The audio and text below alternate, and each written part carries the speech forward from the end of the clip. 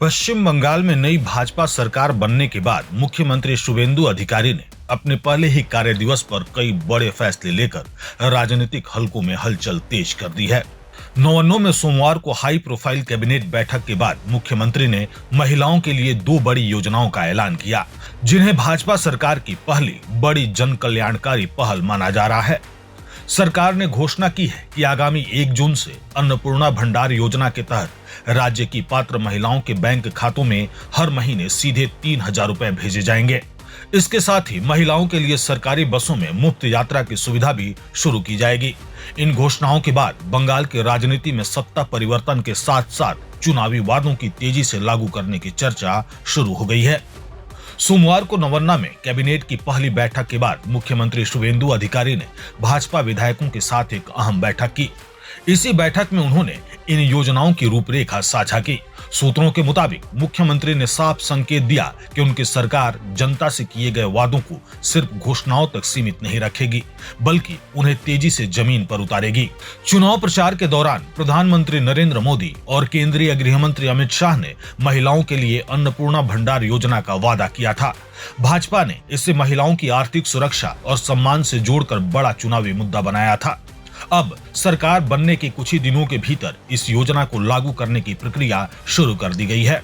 इससे पहले पूर्ववर्ती सरकार लौकी भंडार योजना के तहत महिलाओं को 1,500 और 1,700 रुपए तक की सहायता देती थी।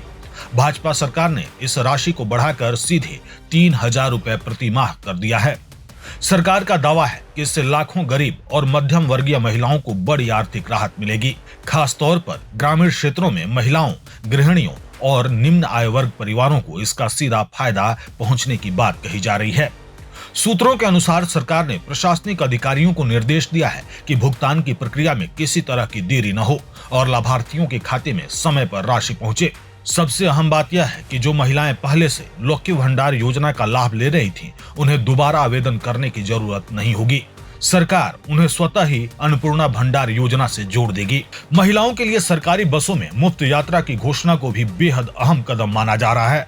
मुख्यमंत्री का मानना है कि इससे रोजाना काम पर जाने वाली महिलाओं, छात्राओं और ग्रामीण इलाकों से शहरों तक सफर करने वाली महिलाओं का आर्थिक बोझ काफी कम होगा। सरकार का दावा है कि यह फैसला महिलाओं की सुरक्षा, सुविधा और आर्थिक सशक्तिकरण की दिशा में बड़ा कदम साबित होगा। राजनीतिक विश्लेषकों का कहना है कि भाजपा सरकार महिलाओं को अपने सबसे बड़े सामाजिक समर्थन समूह के रूप में मजबूत करना चाहती है। यही वजह है कि सरकार ने अपने पहले ही दिन महिलाओं से जुड़े फैसलों को प्राथमिकता दी। इसके जरिए भाजपा यह संदेश देने की कोशिश कर रही है कि डबल इंजन सरकार केंद्र और राज्य की योजनाओं को मिलाकर तेज गति से काम करेगी।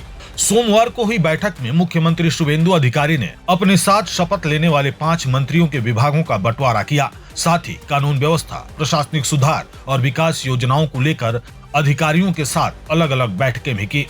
तो नई सरकार के शुरुआती फैसलों ने साफ कर दिया है कि आने वाले दिनों में बंगाल के राजनीति और प्रशासनिक ढांचे में तेजी से बदलाव देखने को मिल सकते हैं। अब राज्य की जनता की नजर इस बात पर है कि सरकार अपने इन बड़े वादों को किस रफ्तार से जमीन पर उतारती है।